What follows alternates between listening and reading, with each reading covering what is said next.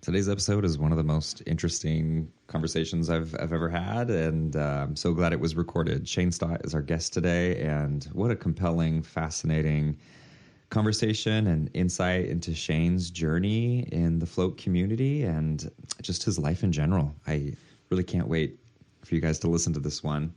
Of course, before we get started, I do want to give a couple shout outs. One to Float Helm, of course. We love Float Helm at Art of the Float and the Float Shop. It is what keeps us running.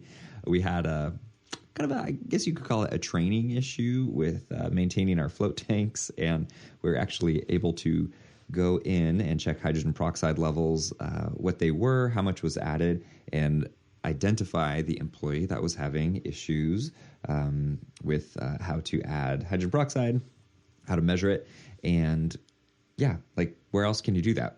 You can keep an Excel spreadsheet on your computer as well. Why not just have all these logs built into what you're using to schedule your clients, schedule your employees, all that, payroll periods, all of that's in there, running great reports. It's all in HelmBot.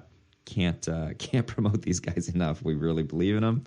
Helmbot.com is where you want to go. And like I always say, don't take my word for it.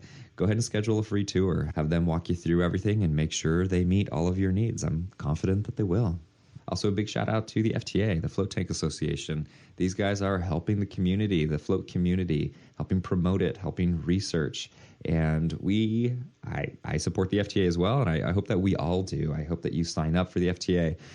Not only to help them, but because the FTA is helping you with even things like every few months they're doing a roundtable discussion or bringing an expert on to help the community. These are things that you can join live, ask questions to experts, or watch the replays as well. The FTA is doing amazing things, and I can't wait to share more of what they're doing soon. So please check out flotation.org and check out everything they're doing and sign up to be a member.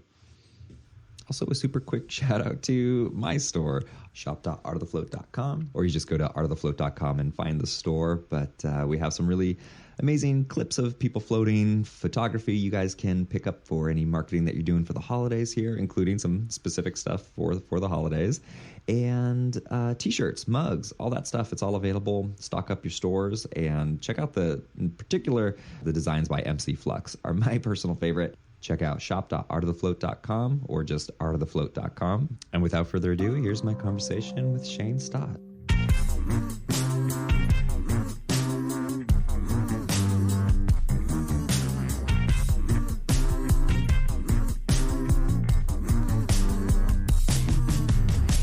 Welcome back to another episode of Art of the Float. This is a little bit of a different episode, a one-on-one recording here with the incredible Shane Stott. Welcome back. Our very regular podcast guest, Shane Stott. Welcome back. Here all the time. Thanks for having me back, man. It's good to see you. I haven't seen you in a while. It's very good to see you, too. It's good to see your face. I'm actually looking at your face from, it was probably taken before 2016, but the... Whoa, baby. Yeah, face. It's been a minute. I'm looking at our old episode. Where hardly, man. Actually, news for you. You haven't. The hat changed. That's all I can tell. The beard got longer. Yeah. So our last interview was in 2016, February of 2016. So it's been like 6-7 years since we've talked. Yeah. And I think that was, it's when I think Art of the Float had like 4 or 5 episodes, and you were putting out the Float Tank Cure book. And that's where you were at in life. Wow. I have no idea what we really talked about, to be quite honest. But probably a little bit about floating and probably about the book. But I just want to, today I want to talk about your journey. You have had quite the float journey in your life, and you've been a beacon for people in the industry and an influencer, and a YouTube influencer before maybe that was even a term, building your float tanks. And it's come, to me, I don't know about your perspective, but for me, almost full circle, just having you back on the show, which is really fun and exciting for me, but also releasing the documentary too. Floating is so exciting. So I would love to just dive into the briny waters and talk about your journey, including Zen Float Tank. I want to dive into all of it. But first, for people who may not know your story very well or haven't seen the documentary, do you want to give a little background on how you found yourself building your own float tanks in your basement? Oh, yeah. I think I could give kind of a quick version of it. I come from panic and anxiety background. I had a pretty big panic breakdown. It's been so many years. It doesn't feel fresh anymore, but it was back in maybe 2005. Just a total nervous system breakdown, collapse. And I had to put my life back together. And I felt like I was going to die at that time. People who've had panic kind of understand that feeling. I just felt like I didn't even want to live at the time. But between seeing therapists, medication, therapies, you name it, I kind of did it all. And I had a therapist recommend meditation, and I was like, I'm not into that. It kind of was, it's like hippie stuff, meditation. And he recommended guided meditations, and I tried it, and I was like, oh wow, this really works. This really brings down my levels. And I took to it immediately, meditating, and then at the same time I would struggle to have a great meditation all the time. So I was looking for an easier way to meditate, and that's when I stumbled onto Joe Rogan's videos of that weird thing called an isolation tank. And this is back when it was truly like just more fringe. We're talking 2011 maybe. And one of those things in life where you just know it's for you, even though you've never tried it. It's you got to go that direction. And there was like a dozen float centers in the U.S., like a dozen, and one was in Vegas, which was 5 hours away. And I remember being like, I could spend the money to go there and try it, or I could spend the money to build one because it looked simple. So it was not, but it looked simple. Yeah. So I ordered a farm fertilizer tank. Cut it in half like a tanning bed, framed it kind of like a home, insulated it. I had an aquarium guy come in and plumb it, and just figured the whole thing out. But at the same time, I remember being like, I can't be the only one. So then I was like putting the plans. Everything I did, I was just putting online and doing Facebook. And all of a sudden go ahead. So was that from a design that you had already seen, like some rough draft, or was that just from like, scratch? Yeah, I'm going to get this farming bin. Okay, dude, it was just randomly out of my brain. It was a great design, minus the lid was so heavy it could honestly kill someone. And in the documentary, it breaks. Do you see that scene? It breaks and crushes my arm. It was like boom, and I was like, oh my god, I thought I broke my arms. That lid was so heavy. Oh my god. It was what if I would have had my head or neck or I don't know. But so I'm building this tank. I'm putting the plans online. A couple thousand people are following me, and then my tank is like in Florida and in some UK place. People are building it and using it, and then they're charging for floats in the tank I built. And then that led me into meeting my partner who wanted to make tanks out of canvas, and then one thing led to another. And then it was like, we need a book, and so I wrote a book, and we need a film. It was all so organic. I hope that was the type of story you were looking for. But that's the rough recap of how I ended up through all this. And so were you developing a sense of community with these other people? Like, I guess from your YouTube page and putting your plans up there, were you getting in contact with these people who were building their own? Were they like hitting you up, asking you for questions? Oh, dude, I was tech support. I was like, I put this thing up, and all of a sudden I'm fielding all the questions. Like, what did you use? What's this? What's the light? How did you plumb it? What did you? And I was like, I was just helping people figure it out. It was really cool. It was such a. I was just so. Just it was like the world reached out and grabbed me, and I was on my way. I had like a little mission. That's cool. I feel like some of my favorite businesses started out the way where it's just like, here's my basic thing, or like I made this for myself or for a friend, and then a friend of a friend wants that too, and then they just start basically building a company just because of demand from people wanting it. So it kind of sounds like that's what was going on. Organic feels so good. It just doesn't feel forced. Nice. It's like the world wants this. And so much of what I did in floating felt that way until the end.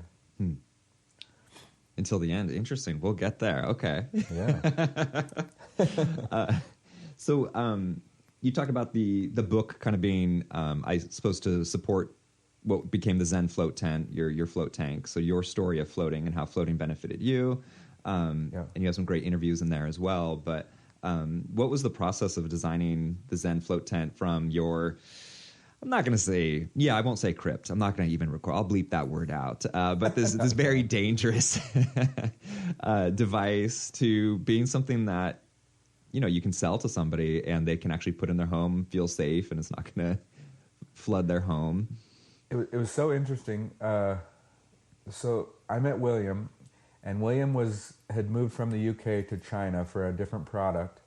And we started working on the float tent. But his thing he brought was, hey, I can make this out of waterproof canvas that's welded. And that was new to me. I was like, that could make this affordable.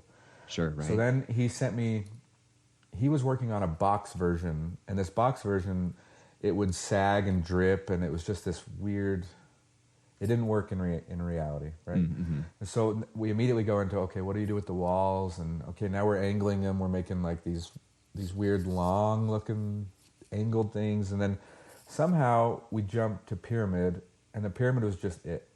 And not to mention, we found a way to make we had the steel tubing frame that was easy to shape in a pyramid, and everything came together very easily except for one factor, which was, we're talking, it's a tub, and then you would slide kind of a slip down over the tub, so dripping. You have to, condensation is always rolling, right? So it was like, geez. Okay, we'll make flaps, and then okay, well, what about the corners? And okay, they can tuck them, and it opened up a whole new thing. So it wasn't perfect, but we got pretty close pretty fast. I had 4 of those pyramids in my house at one time. I flooded my house before the Kickstarter. Yeah. No way. Yeah. Tell me. And so we live in Utah. It snows here, and we salt our roads, right? Well, it was me and my wife, and we were in the garage. I forget what it was, but there was salt residue all over our cars, and it was not a snow day, but that's kind of what we thought was going on. Well, it had leaked through the room upstairs above the garage and leaked salt water onto our cars. It was not from road salt. I go upstairs, I lift up the edge of the tank, and there's a pinhole shooting out like 6 inches, and I hold my finger on the pinhole. I ask her to go get radiator repair from AutoZone. She is not happy. I mean, flooded the understandably, I'm going to say understandable. Very fair to me. Gets back. I'm repairing it, and we got to send these tanks out. And we're like, well, what happened on this one? And it was just a flaw in the fabric. And it was like, oh wow, okay, well, I forget the quality control measures we took. We may have checked more, but so risky to send out all those tanks and canvas and leaks and. Holy moly. And that was very much the feel of Zen Float Co. is pioneering a product like this was hard. It was sure. I remember when the Kickstarter funded, feeling like we made it. It's all going to be smooth from here. Oh shit. No. Yeah. It's the beginning of a marathon, an ultra marathon. And so you were talking about dealing with anxiety earlier and dealing with that, and it seems like you built yourself a whole new way to be anxious by making this company. How did you balance that? Oh, not very well, but floating did help. I floated constantly. Is that right? Yeah, floating was just a big part of my life. And then I was like, I was putting out all the videos. I was doing all the testing. We were constantly upgrading and changing the filtration and changing. The hoses had, the hoses had kind of a mold issue. The type of plastic we used would gather mold. And so we were switching out to a PTE, PFE. I can't remember the details, but I'm telling you, it was one thing after another. Sure. Years and years and years until we pretty well had the product dialed in once we made that inflatable version in. Sure. I forget which year that was. So the first time I saw something like that was probably stand-up paddle boards, where like you basically have this rolled up raft, and then as you inflate it, it becomes super strong. I think. Float Away has a similar style float tank where once it's inflated, it's rock hard. The walls are super strong. Yeah. And that just makes sense. It feels like what an epiphany to have rigid walls like that instead of just like a raft wall, or something, like you said, canvas. Yeah, the thin canvas. And I remember being very skeptical of, drop stitch technology, but then we made one of our early prototypes, and I could sit on it, and I was like, wow, this is as good as rigid. And so that seemed like the final form right there of Zen Float Tent. Is that accurate? Yeah, I loved that design. It was like, I remember helping design how the back came kind of with curved over. the walls. It was like I got to make my perfect tank. And and we found a factory in China that could make that, and William ended up spending a lot of time at that factory, and they killed it. They were very good at it, and nice. Everything was running. It's weird how life works, because it felt like we crossed some finish line. Yeah. And then not too long after, the pandemic hit. So, and I can go on to that part of the story too. Well, yeah. I mean, well, first I want to talk about a little bit more about like running the business and like, can I ask, were you financially successful? Were you like, cool, this is something I can focus all my attention on? Or is this like a side gig thing where it's like, this requires a lot of attention, but doesn't have a lot of personal revenue coming in? It accelerated fast. It was like our Kickstarter year. I feel like we did around $500,000. We raised 300 and something, and I feel like we might have had $500,000 year. And then a couple years later, we broke $1 million, and then we broke up into 1.5. And I remember thinking, so I was running a business that was like $10 million at the time, a family business that my grandfather started. So I remember feeling like, oh, this thing could come up and get an equal share of time. So I was always dividing my time between the two businesses. Got it. But yeah, we came up very quick. I felt like it was pretty quick. And then it's so funny, I don't remember the exact order of the years, but we did come up quick, fell back under $1 million, and we had steady demand though. The business, it's almost like the business went from a hype business to something like that could just march and grow steadily. Sure, yeah. And so I was more happy with the steady growth than the hype growth. Yeah. Hype sucks, dude. Imagine selling like hundreds of tanks only to be back into selling a tank a week, and then going through another Kickstarter and selling hundreds. I don't like the roller coaster. Sure. But we had to use the hype to get the kind of the floating crowd or the message, or to recruit new floaters. But you're a small business owner. Like, your adrenaline is wrapped totally into that too, and the hype going up and down. Oh yeah, and sounds try exhausting. this on too. I'm not used to like, business is usually here's some money, here's some product, here's some money, here's some product. Well, Kickstarter life is here's a ton of money. Yeah. When can you get us a product? Yeah. Yeah. And then like, oh, you said October, but it's now January, and people are mad and they want to burn you alive, and it's just like, that is hard. Hype and money and waiting for delivery. It's oof. How absolutely intense. I want to pivot just while we're still talking about the Zen Float Tent real quick about, I remember in the Float Collective hearing about news articles about businesses coming out that were using the Zen Float Tent with their personal motor in there. What did you think about that? How did you try to address that? Because I know you were selling them as personal float tanks. I'm just curious what it was like on your side. That was hard. We would have good people who wanted to offer floating, like say in a gym or in wherever. And it was like, it would always tear me apart, because it would be like, no, this is personal designed. This is designed for a float a day, the traffic, the wear, all the above. Sure. But then these people are trying to help other people get floating. It's like, well, you can do it, but it voids everything, and it's on you. And then also it was, and then the same conversation would be like, and it also makes our product look bad, because it's not designed for this. It's not going to be able to clean fast enough for a handful of floats a day. And so mixed feelings. It was like, it sucks when people's hearts are in the right places, but then you got to tell them that's not a good idea. And then, or when they do it anyway, and then worse when they're trying to return stuff or change stuff, and they used it commercially. It was awkward. Oh, interesting. Gosh, no kidding, man. And when our inflatable came out, it looked much more commercial, so it was hard to argue. And then they'll be like, I put my own stuff in it, I do whatever. And then we'd see it pop up on some commercial site, and we're like, you can't do that. Very uncomfortable. I don't like policing. I like things to be organic. I absolutely hear that. Yeah. Shark Tank? I can't comment specifically on Shark Tank, but I did go to a funding show. Okay. I went to a funding show, and I remember preparing and being like, probably the worst, and I mentioned this in the documentary, the worst thing that could happen would be to go through all of the process, all of the training, the pitch, everything, and it not air, and you'll never guess what happened, but... Yeah. All right. The intensity, oh my God, of all of that stuff was insane. And the hard part too was we filmed. Even the guy, so you get paired up with producers that help you prepare and help you pitch Sure. and the whole thing. And the guy, I remember getting off recording, and they take you in a van and whisk you away somewhere to a hotel that no one else is at. It's very interesting. But I remember him being like, "You will air 100%." They loved it. And I was like, "Great, okay, great." And then it was like, even later, it was like, "Okay, you were slotted for an episode. Great, okay, great." And then all of a sudden it was like, the head guy needs to talk to you. I was like, "Well, he's got some news that's very important. Why would he have to talk to me?"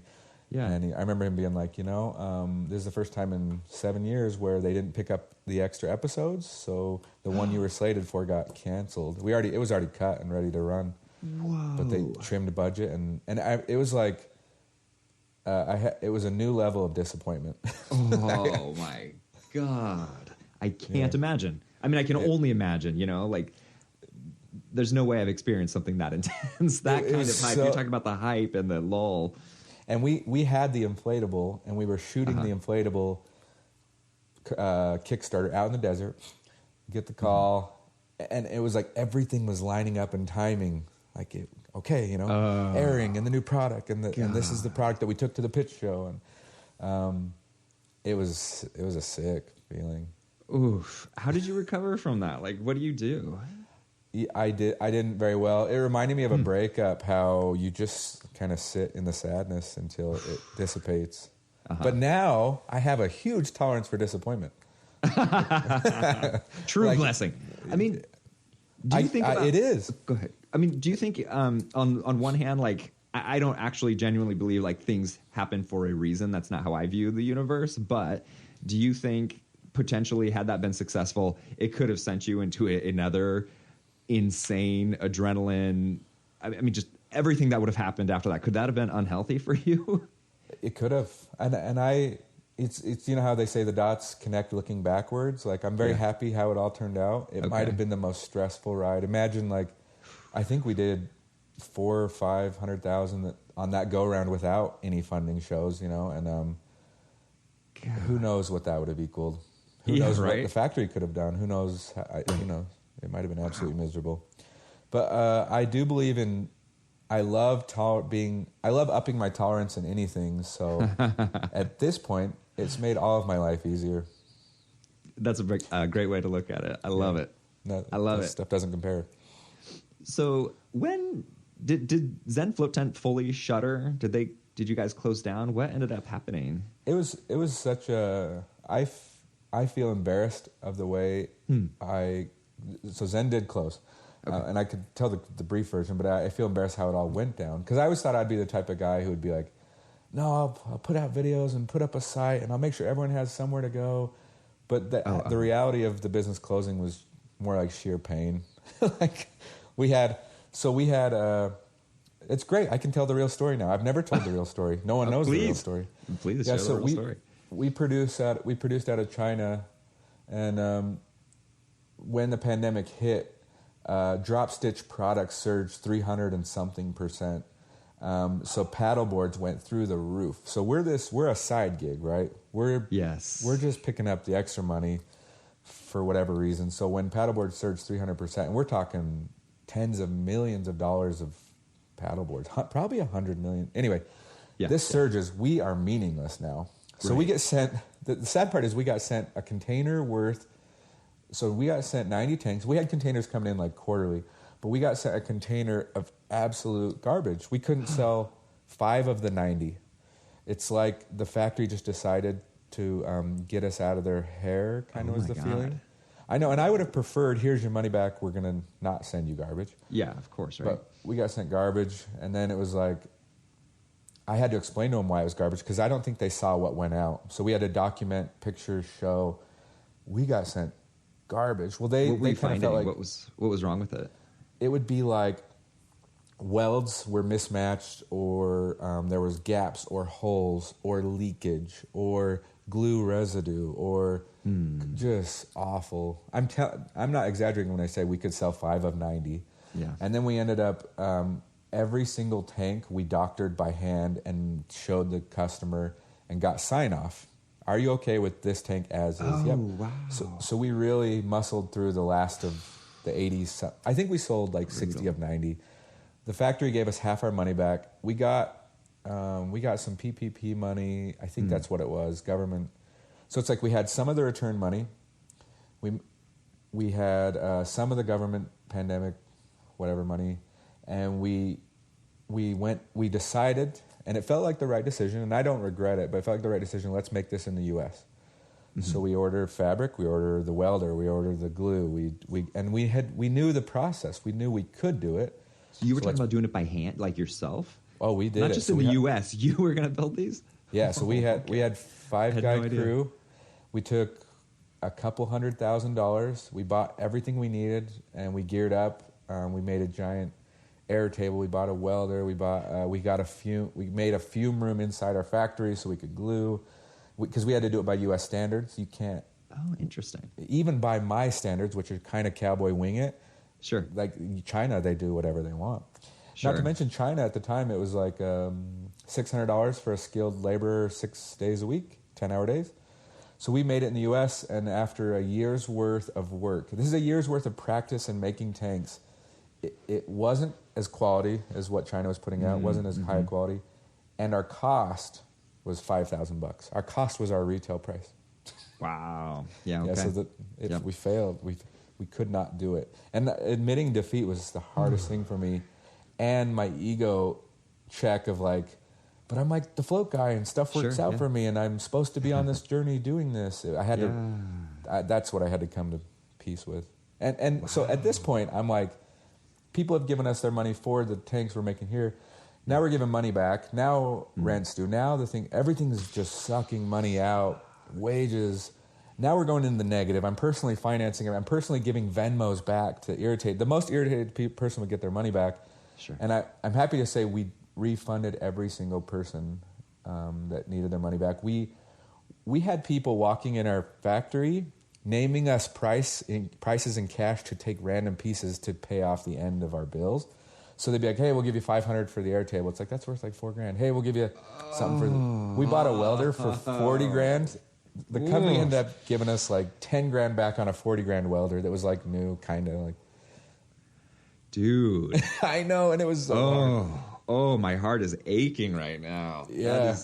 That is tough. And we got like you said, and I'm sure we share this a bit, but like that you are the float guy thing. Like by all means, I'm like below F level celebrity tier, but like there is a piece of me that is the float guy, right? Like I'm part of this industry, and it means a lot to me, and this reciprocation. And I think you were obviously like a higher tier version of that, but you get personally invested in, I don't know if brand is the right word, but your identity is swept up in it, right?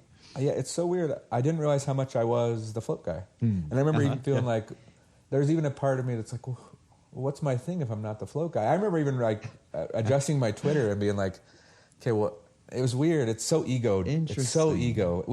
I would guess we all have kind of a story about ourselves, but it was hard. It took a couple months to readjust my story and be like, oh no, okay, so I'm an inventor and a writer, and I'm doing a bunch of stuff, and here we are. You know, we've talked to a number of people who have sold their float centers and like what's life on the other side, and I feel like everybody has a certain level of like, this is me, this is what I do, and almost as soon as the business is sold, people refine themselves and find this new joy or find their new passions or are already following their passions. But there's so much more out there beyond this one thing that we hold on to. And we all have ego. We all have to identify ourselves. You know, it's not a bad thing. No, but it's hard to let go. In fact, I've been studying my ego, I feel like. And I use the power of the ego for a lot of things I do. It's almost like nuclear energy, the ego. Like it can get you through some amazing stuff. Oh, it can interesting.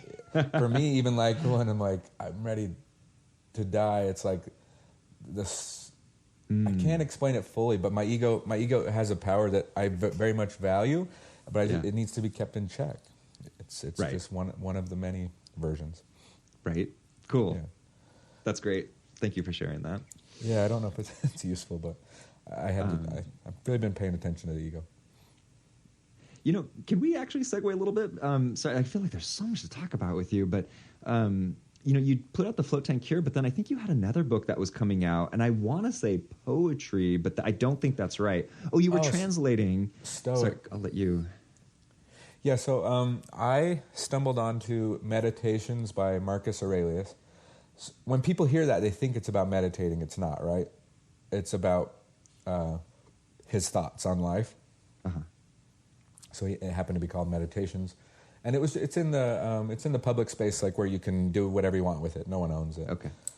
So when I listened to, I became kind of obsessed with Stoic philosophy, and at the same time, I was like, it was kind of written in a biblical fashion, like a lot of the words we just don't use now. Oh, okay. So I remember feeling like I wish someone would just kind of dumb this down. It was for me. It was the same reason I did the Float Tank. Cool. It's like, I'm going to dumb this down for me. So I spent a few years once a week just at a coffee shop. It's called paraphrasing. I just would see a line and rephrase it, see a line and rephrase it, see a line as accurately as I could with today's modern language, and I end up calling just Meditations Made Simple, and I really enjoy it. And it kind of programmed my psyche. A lot of it is built in me forever now. So how would somebody? So I assume I can hop on Amazon and purchase it. How would I read it? Like, what would be your tactic for actually using it as a tool? You know, I am an audio guy, so I read a bit, but I'm heavy audio. I ended up finding an amazing audio. What's the word? I found an amazing voice that fits the text, and it's on Audible. Nice. So if you enjoyed it on Audible, it'd be worth picking up on paper, or if you enjoy reading it. But I also, I remember thinking at the time, I was like, this is the type of text that should be like a really nice coffee table book. So if you bought the hardcover, it's expensive, but it's so nice. I give it as a gift, and a lot of people gift it that I know. And cool. It's cool. It's funny. That's brought me so much fulfillment, and it also brought me debt. But how interesting that it doesn't need to make money to bring a ton of fulfillment. Sure. Yeah.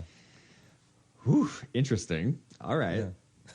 Let's see here. I think we should dive into it. Let's talk about the dock, right? Let's do it. So you're running Zen Float Tent while was it Kickstarter or I think it was Kickstarter, some kind of fundraiser for the documentary?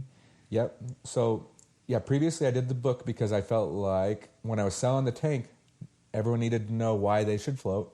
And there wasn't like this resource of here's all the reasons, where do you fall? So I wrote the book, and then it was like, I remember waiting around it's like I remember the exact thought. What was the documentary before Carl and Jory? Float Nation? Was it Float Nation? Okay. It was Float Nation. They came around, and I was part of their documentary, and they went to YouTube, and I remember feeling like, this is a couple years later, I think, but why aren't we on a streaming platform? Amazon's coming up. Netflix is coming up. And I remember waiting, like, well, who is going to do this? Oh, funny. And then being like, okay, I'll do it. You know, I'll make the streaming documentary. So it was like, we put a Kickstarter, and we're like, hey, help us fund, and we'll put you as part of a directory, because the center has funded this thing. And at the time, people were using, there was another there was a float directory at the time, Float Locations. Oh, right. And I'm not plugged in anymore. Flotation locations. Yeah. So at the time, I was like, okay, we could do this, do a bigger scale, and yada, yada. And so we sold that to fund the documentary. And then at certain levels, we would put you in the documentary. And we raised the money thanks to all these float centers that also wanted to spread the message, that also wanted to be on a streaming platform. And so that was the dream we sold. And we can go as any part of the film you want to go into, let's go into. But it was an absolute just dredge of a marathon to make this thing. And we raised $75,000. I bet it costs $120,000 or $30,000 to film.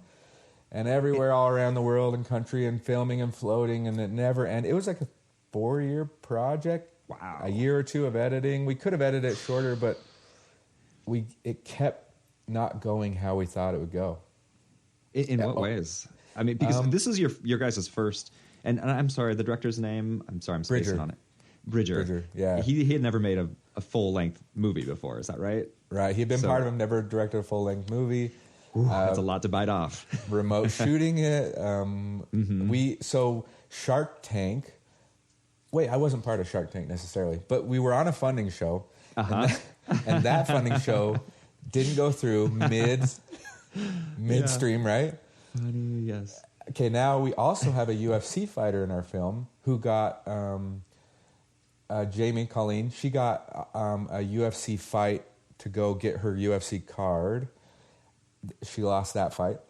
So we followed her journey closely. And we assumed she would go UFC, she'd be famous. So we were following these threads that we thought the film would be. Interesting. Like you do with a documentary, right? Right. We knew what it was going to be. Yeah, like, right. Nope. And then it'd be like, nope. And then someone else's journey, nope. And then the journeys we followed, some of the least, panned out, and we filmed in light. So we had to kind of pump them up a little. Not pump them up, but like fill in some of the blanks. So a giant lesson in if you're shooting a documentary, you don't really know. Yeah. And the millions of things we could do different, it's endless. But you want to know the strongest thread? The best decision we made was working with Justin Feinstein in the Float Clinic. Yeah, please tell me why. It was just like he was setting up the Float Clinic. He already had the science. He was working. They were working on anorexia nervosa with floating. Like it was like we chose the right foundation. And in fact, we met with Justin Feinstein at a float conference, and he wanted to be part of what we were doing. He knew we raised money. He hated the fact that we called it the Float Tank Cure. Sure. And I was like, but dude, I'm trying to sell books, not for the sake of money, so the sake of getting the book out there. There's no money in books. Just so anyone knows this, too. There's no money in books. But there's money in getting people, floating and getting started. And the help that it brought my life and could bring anyone's life, it's like a win-win-win-win-win. Yep. So the book was named Float Tank Cure, and Justin's like, I won't even talk about that if it's going to be that. So then we signed something with him. I remember meeting him in a coffee shop. Oh, interesting. In Portland. And he was very skeptical of he was skeptical of me and us. He didn't know what I was about. Yeah. And then after a lunch about it, he was totally on board, but he wanted reserved full creative rights. Sure. And we made for the final edit or just of his segments? Final, all of it. What? Yeah, so he took Whoa! It was such a trust move because we had raised the money. We were going to shoot it anyways. We had the plan, and he was like, no. If you do what you say you're going to do, I want to be part of it. He's like, I need the right to say what goes in this film, even to the last detail. And we're like, but dude, what if we do this whole thing and we have to deliver on a promise to the centers? But it was like he seemed like a good guy. He probably felt the same about us.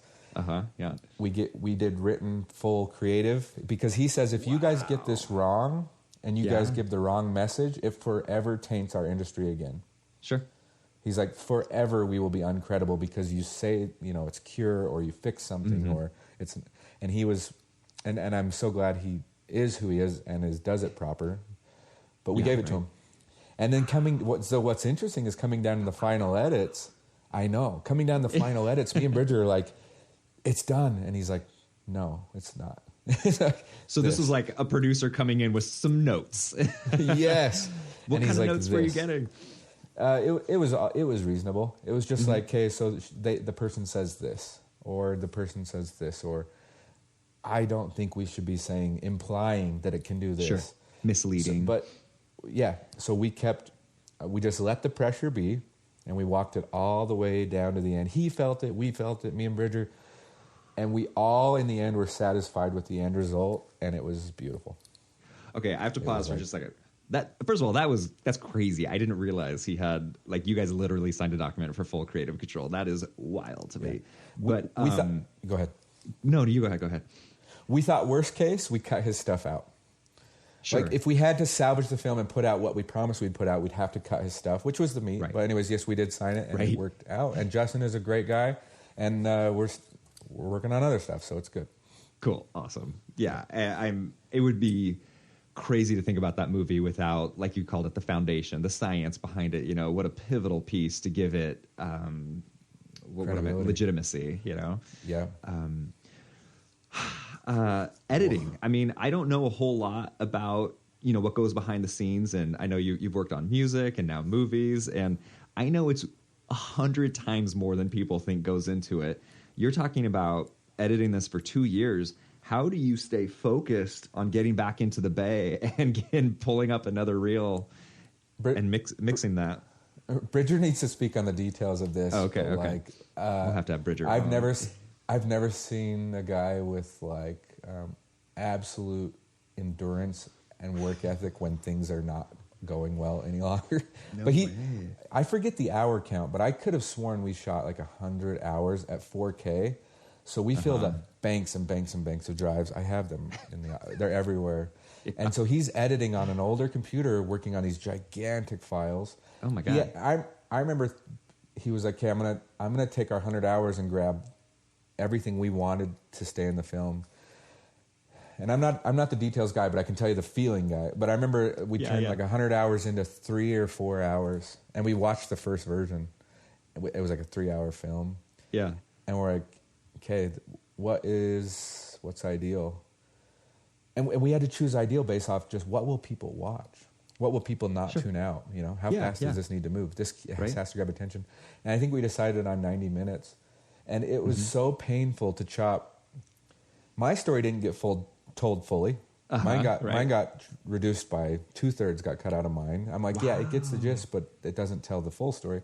And then we're cutting 2/3 out of everyone we like. And it's like we're cranking it, we're concentrating, cutting. And then we had to do story changes because it would be too much juice into slow, and then too much juice into slow, and then we had to like pacing. we had like 4 or 5 juicy things that had to you almost decide the shape of a film, and then you try and figure out how to keep someone tuned in the whole time. Yeah, that makes sense. So Bridger's doing the editing, I'm doing the critiquing. I have the easy part, and I'm still over it. I'm just like, how long can we work this film? Yeah. So Bridger deserves something. I don't know what. Does he live nearby? Like, how are you guys even working together? Yeah, I started working with Bridger. I found him on Craigslist, and we shot. Like you do? Yep, and we shot ads for hair products for the family business in 2010. And then he shot our first Kickstarter, raised a few $100,000. He shot gorgeous looking out in the desert. Was that the initial Kickstarter in the desert too? Yeah, I've always thought those were just gorgeous. Your he killed it. Yeah, he killed it. Yeah, we're best friends, and we've been shooting stuff ever through since. all of this. Yeah, that's the real amazing part. Wow, I know. All right, he's got quite a work ethic. Incredible, and he endured. I'd be interested in the 3-hour Spartacus cut with an intermission. That would be like, actually, gosh, sorry, this is I shouldn't even say it while we're recording, but have you ever thought about doing more work and putting it on like a DVD with or a Blu-ray with bonus features and all that? Honestly, we could have shot. We considered it. We considered doing a full series. Like you could have every single person we followed could be an episode. Sure. Or like we could do a pain episode, an athletic. We shot so much stuff. Like right now, if the money was there, we could dig up all these archives and make a 6-part miniseries. Damn it! I know. Wow. I know. And you want to know what's crazy? When we entered this game, streamers were accessible, and we had someone at Netflix who was like, "Yes, get me a film, and we're ready to go." Like it was like we had a connection at Netflix who wanted to see our film. God. By the time the film was ready, no one cared at all. Why? And in fact, they told us, we worked with like 4 brokers, and we were going to let brokers keep all the money and pay $10,000 to land us on Amazon, Netflix, Hulu. Oh, interesting. It couldn't even be landed. We said, you keep all the money for the film, and we'll put up $10,000 cash.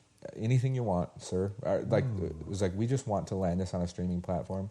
Nothing. And we had a guy take it for 6 months, and we had another broker take it for another 6 months, and no one could land it anywhere. Or they'd be like, "This is a great film, but you're in the wrong place. We're looking for true crime. We're looking for this, or we're looking for this." Shoot! I know. Wow. And they're like, "Have you considered Gaia?" And we couldn't go to Gaia for credibility. And then it was like, "Okay, well you." And then someone's like, "Okay, if you go to Apple and you sell this many this quick, you could possibly get a deal over here."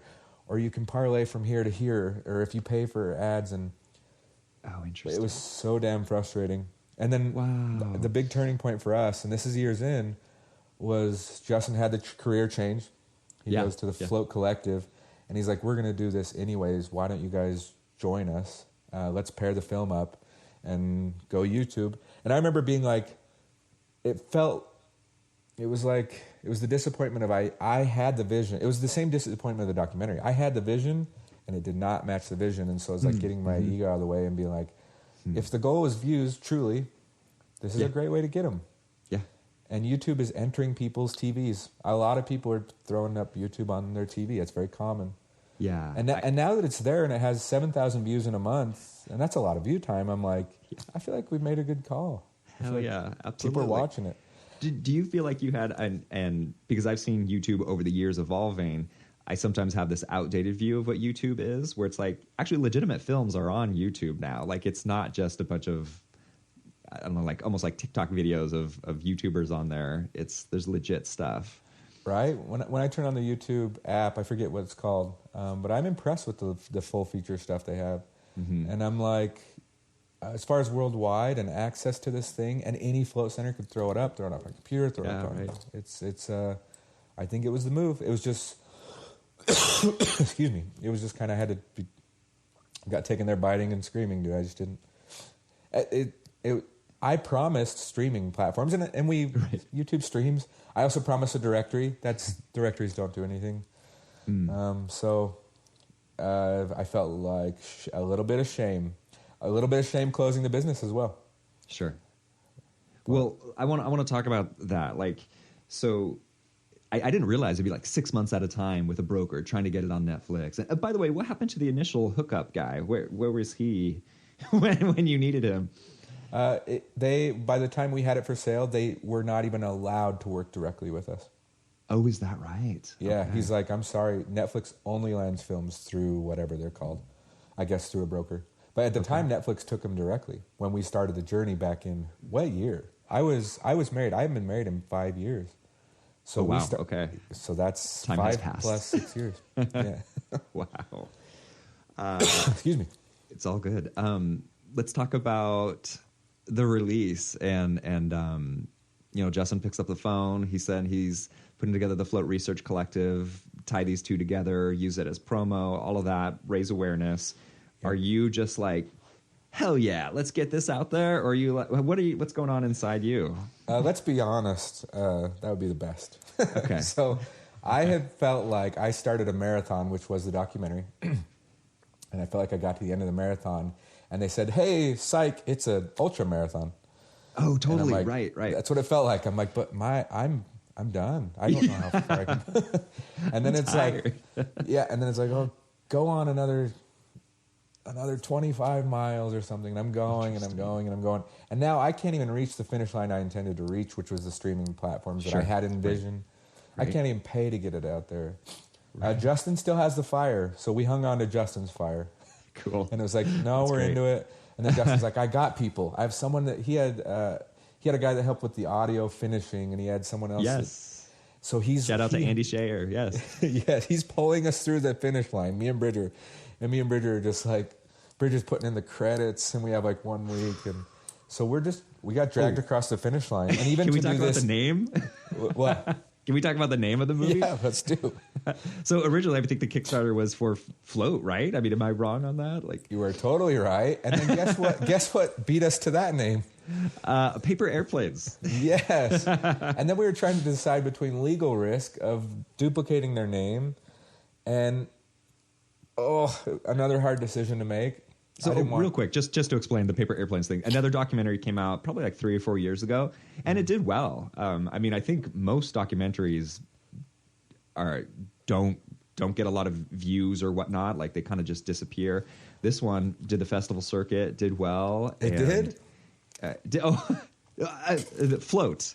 Yeah, I never followed that one. I don't know. Funny. So apparently it's a good documentary, and it's it's about paper airplanes, and it's called Float. And so all of a sudden, this documentary that you've been working on called Float would be released after the one called Float that's out there. I remember talking to my attorney, and there was some legal stuff, and we probably could have maneuvered it. We had the domains, and we had floating documentary and float. Like we had there was enough stuff where it's like, well, we can support it. How bad is floating? It's not bad. That's what you're doing in there. You're floating, and right. It was a little bit of like a twist. Like, Justin was into it enough, and Bridger, and we we went floating, and it feels good. Nice. It wasn't perfect, but we took it. What did lead to the last? Was it simply to separate completely from that potential, like the SEO of that, and like why did you go floating? I thought it was legal overlap, but I don't know. Mm-hmm. I don't remember. If not keywords or legal, I mean, it was maybe a handful of things. And I'm so, not to peel back the veil too much here, but I think this all, like the true launch of it happened, I don't know if last minute is the right word, but like very rushed. Like everything was all of a sudden very compressed in the release. And I think Justin was pushing for a particular release date to get it out there. Oh, it was like, we felt like we had a month or two, and Justin's like, how's 2 weeks? Yeah, right. Yeah. And I think that's even with being pushed back maybe a week is what ended up happening. Oh, it was buzzer beaters. I listened to it. I watched the final edit on a Friday or a Sunday night, and then it went to this stage on a Monday, and then this and then it was like, okay, we'll post it on YouTube to do the keywords to go on Saturday or Sunday, and it was just like ding, ding, ding, ding. Oh, and also to just so I'm part of the Float Research Collective. I was talking a lot with Justin about the movie coming out. And, okay, so you're very familiar. I'm pretty familiar with what was going on our side, or at least my side, and it's fun to hear on your side what's going on too. You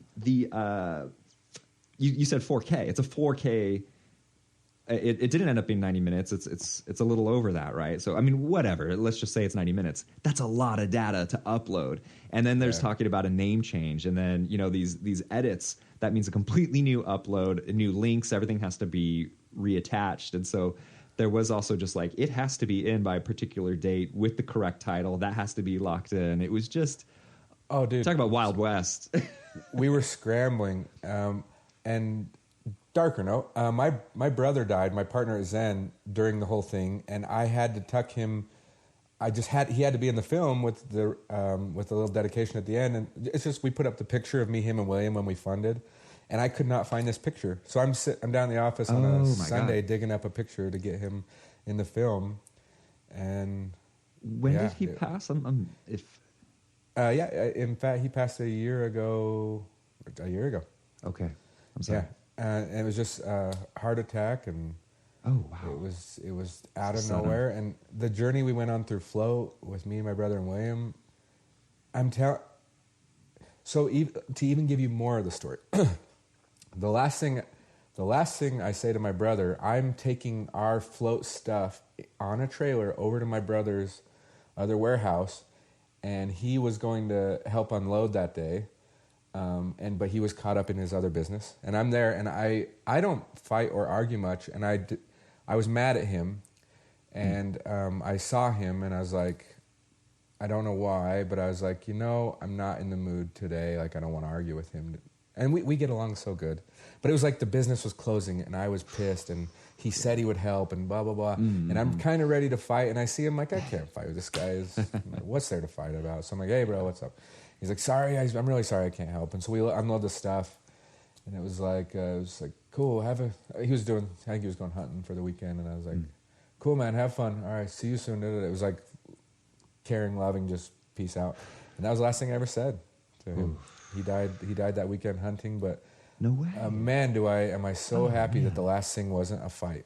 Right. But how weird that it's like Zen, these things narrow and close and end and close up shop, and then he's gone, and William's now back in Scotland, the other partner, and he absolutely just devastated him, the family, everyone. It was just, it was insane. It was almost like a dream, a bad dream. Sure, it was awful. And you had to keep working. Yeah, and and I understand it. People are pissed, and I'm personally Venmoing people, and I'm trying to get this damn business closed up, and my brother died, and I was like, oh. So, yeah. I don't mean to go.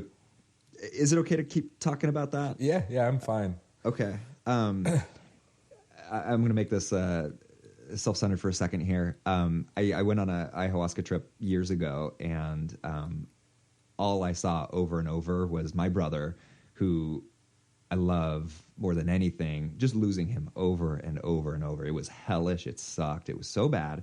And I was like, I was confused because I was like, I love him more than my wife. Like, this is weird, you know? It was like, this doesn't seem right. And I think that's maybe why it was coming up so much, was just how much I depended on him and my bond with him. And so yeah, anyway, I experienced that loss over and over, and it was, and maybe still is, my like number one fear in life. And I'm just, because selfishly, I want to ask you about that process of grieving and going through that. You're the person you grew up with and love so much. How do you step through that loss? I don't know when I got this, but my brain, it's like I could, when stuff initially happens, I go into a shock. It's the weirdest thing. It hits me at I can feel it hit me. And then something turns off inside me. And it must be some survival something mechanism. Yeah. So it hits, and then I kind of go numb. And now I'm watching his wife and 3 daughters go through this. And we rush over to my sister's house, and then the sickest, saddest thing I've ever heard in my entire life was them telling his 4-year-old daughter that dad is dead and not coming back. And listening to a little child's voice try and grasp this. And then she did grasp it, and then just bawls. And everyone's consoling everyone. So I go into shock. There's plenty of grieving, right? I'm not. When I say shock, it's not ice cold. I'm still grieving. But my grieving is more like supporting others, helping. I'm not. Mine just trails out for me. It's like I go into survival mode, and I feel enough, and then I just trail into kind of just a darker depression spot. And I don't think I fully felt. I felt it, and you'd have to know me to fully explain it. But like, I went through the grieving on like. I would say so. I've been doing medicine therapies as well. But medicine therapy is where it hit me like a ton of bricks. It was like my ego didn't have a chance to stand in its way. And just the sobbing and the grieving. Thank God for medicines to access that stuff. Because I think there's probably a lot of people walking around with a lot of pent-up stuff. Mm-hmm. But yeah, for me, the chemical, I probably get enough out as it goes, but man. Just breaks down the walls, just shatters it. Yeah, and you got to feel it. There's no amount of thinking that will ever make it feel okay. Yeah. You have to actually just feel awful. And then let it integrate? Like, what does that mean to then feel it and then... So for me, it feels like the feeling I didn't want to feel, I have to feel because I'm on a substance. I'm on a medicine. And once I feel those feelings... I don't like feeling that much, but once I feel them and cry and let it all, it's like there's nothing. It's gone, and now it's like the releasing pressure out of a soda. Yeah, right. Yeah, okay. and then you reorient with your entire life. But sickening. Thank you for sharing. Sadness. Yeah. Thank you for sharing. I don't know if that made sense. Sometimes I explain it. I don't know if that makes sense to people, but. Made sense to me. I appreciate it. Okay. Back to another probably intense thing of releasing the documentary. But hopefully on a more positive note, what was it like for you when it was actually released? There was the release date. I heard that you might have been in the chat room, if not actually chatting. I didn't know how to do it.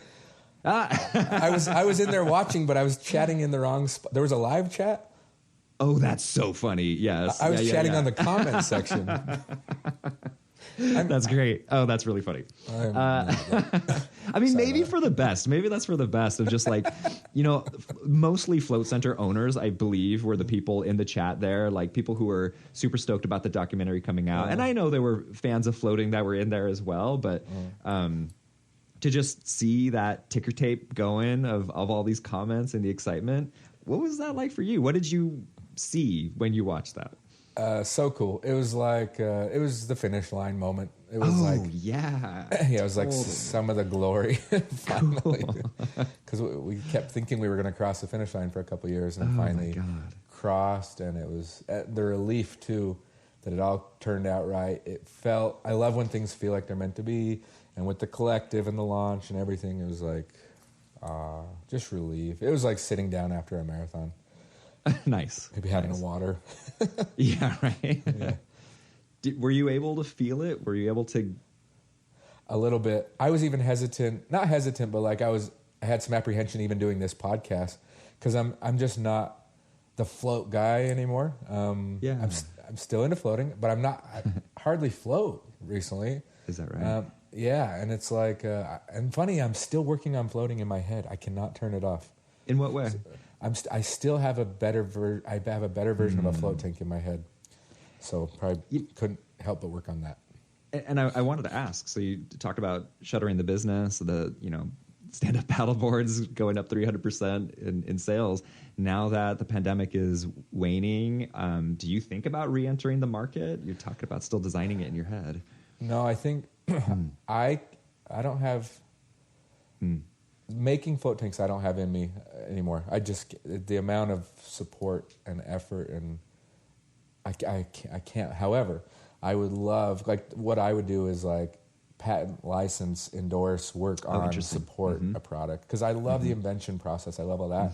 I just can't run the business at this point, and I'm full deep into Walker. Got a couple other startups going, and I'm just yeah. Yeah, I don't think you're alone. I think every float tank manufacturer, I mean, at least 9 out of 10 have found like, oh, creating this is great, building it up is great. The long form part of it is brutal, and it's kind of thankless in a way because people are only coming to you when there's a problem.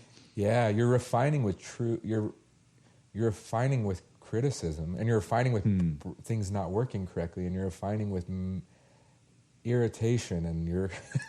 But I mean, it's like the knife on the stone for creating that final sharp blade product. Right. That I went through a bunch of years of that, and at this point, I would love to invent a knife and let someone sharpen that knife. Right, totally.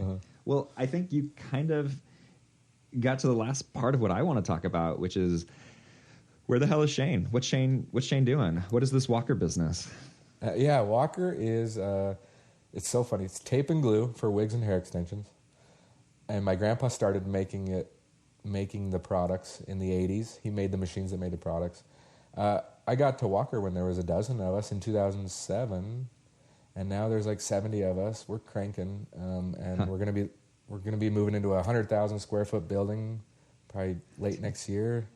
It's fun. It's like it doesn't matter. Actually, it doesn't matter what business you're in as long you enjoy the product and you're working with people you like to work with. And I've got that, and I kind of realized that through Float too. Of like, outside of ego, like I got great things going that I love working on, and it allows me to work on these, dabble in other startups. I want to finish the other film we shot, and I'm busy. I'm enjoying, and now I'm starting to be picky and choosy about the thing I specifically do. So good. Everybody should be there at some point. I mean, ideally, that's the dream. I like the invention and the creation, and even around my office now, it's like that's what I enjoy doing. So I'm just diving into Walker, and then I can't wait to get the other film cut. What's awesome. This other film? I don't think I know anything about this. Yeah, so 2020 pandemic hit, and the business is folding up in front of my eyes, right? Yeah. It's not a sob story, but it explains how this all happened. But I promise you, it's not a sob story. I'm just going to tell you why it happened. Just tell me. It's all good. So my dog dies like February, right before the pandemic. Pandemic hits March. My family had this weird other death of a cousin happen. Then my best friend dies. And then my grandma dies. And this is like in 4 months. And it's just like boom, boom, boom, boom. The business is closing. And I am finding my limits of what I can handle mentally as a sane person, right? Yeah. And I always thought it'd be a cool idea to run a marathon in a month, like no training. I always wanted the marathon merit badge, And I also don't, Yeah. I don't want to prepare and train properly. I want to crash through this thing and see what comes of it. And I literally was like, I grabbed together a crew of people and I was like, would you guys be interested in making a film out of me trying to run a marathon in a month? And I called my sister. I'm like, do you want to run this thing? And she's like, do you even run? I'm like, no, I don't run. Like, no, why? Yeah. Why would you ask that? It was funny. When I said survive on ego, this is my ego's way of like, I don't know if it's ego or what. You could make your own call. But I had to be able to grab something and control something and still have some control over some part of my life. And I could control that. I couldn't control the business, the people, the death, the sadness. But I could grab that and go. And so we put together this crew, like nutrition, training, weights. And we're still wearing masks and running all around. But we trained and ran a marathon in a month. And dude, I don't know if you've seen the trailer online, but like I got rhabdomyolysis or something. I ran until my body started eating itself. It starts eating its muscles and breaks down. I found out I had this halfway through training because, I'm going to go into full detail, my scrotum swelled up to like the size of a softball. Like this humble big. Brag, jeez. Usually like grapes, but this was like... So was it from running? Like just too much activity? I overtrained and I overdrank. So I was like, I went in this marathon like, screw my body, screw everything. Yeah. I was drinking to cope, running.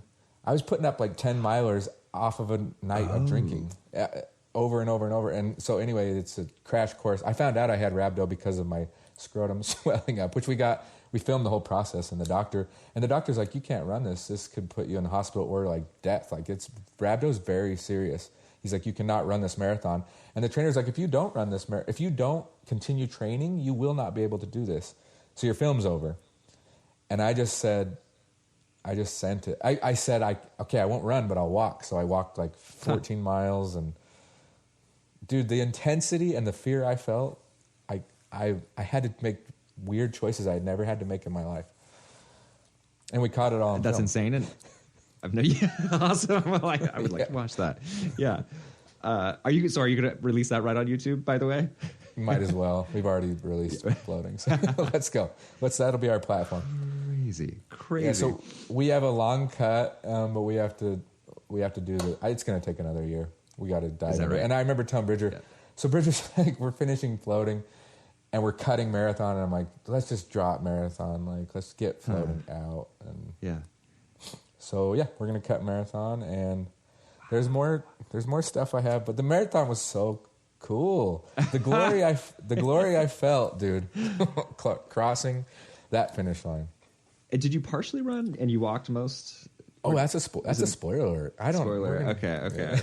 Fair enough. I want to know. All right, you got me. Yeah, but no, I did not run the whole thing. My time was not impressive. If I even did it, I don't know. Can I ask you a weird question? Yeah. Well, and again, I want to watch it.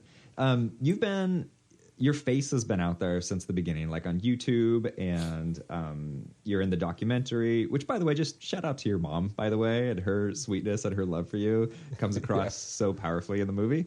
But and you're in this marathon. You have to kind of be the face for the Kickstarter of Zen Float Tanks as well. Your brand is your face, and it seems like going forward you're stepping back out of the limelight, if you will, say that in quotation marks, of your face kind of being your brand. How does that affect you? Do you feel like you were actually compelled to put your face out there, or was it more of like, well, the YouTube is the tool, like I need my face there, and it just simply is the tool that's necessary, your face, your personality being the tool to move things forward? I used to be so caught up in who I was, and like, I went to a personal branding conference thing where they taught you how to personally brand.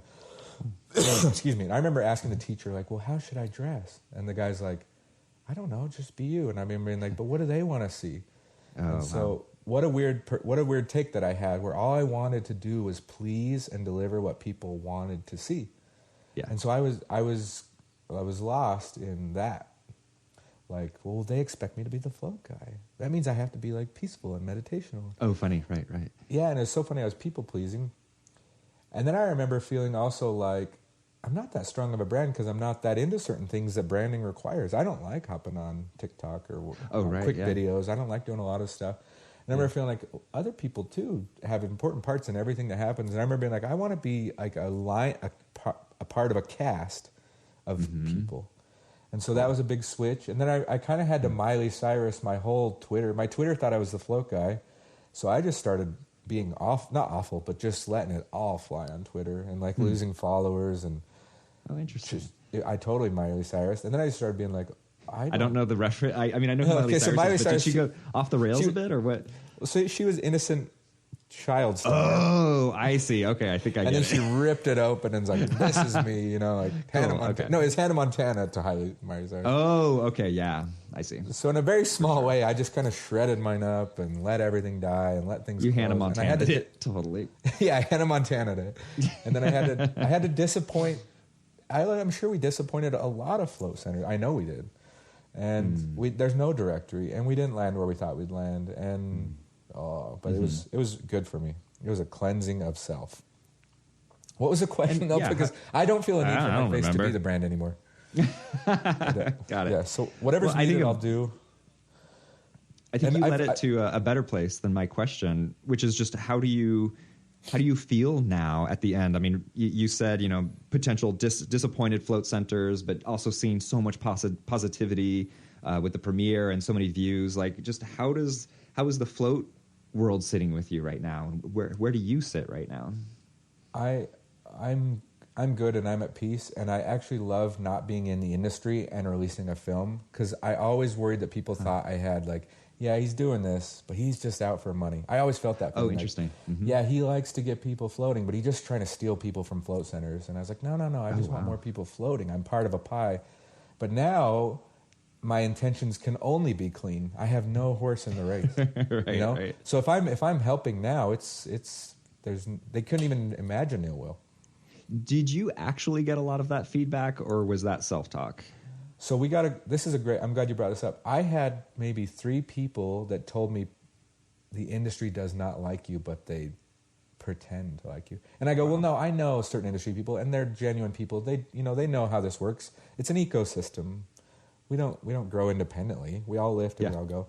But there was just a handful of people that'd be like, yeah, but they say they do, but they don't really. I'm part of those, and I'm like, I don't know, but I had to just kind of balance it all. I'm sure it was all possible, and the people I do know, like yourself and a handful, I know their heart. Like I know what they're about, and it's not the money of it all. And so I was always curious. I was like, yeah, because we would try and approach centers to sell tanks to customers that didn't want to come in, or they had disability, Sure. So we just always were doing our thing. Got it. That's interesting. And interesting never hearing it firsthand. It's other people are saying, or other people feel this way. I never did hear it firsthand. I don't like that at all. It doesn't feel good, huh? Right? Yeah. I don't know. I can only say what I saw and I felt, and I didn't feel that at float conferences. Yeah, right. Yeah. Right. I mean, I think you saw it at the premiere.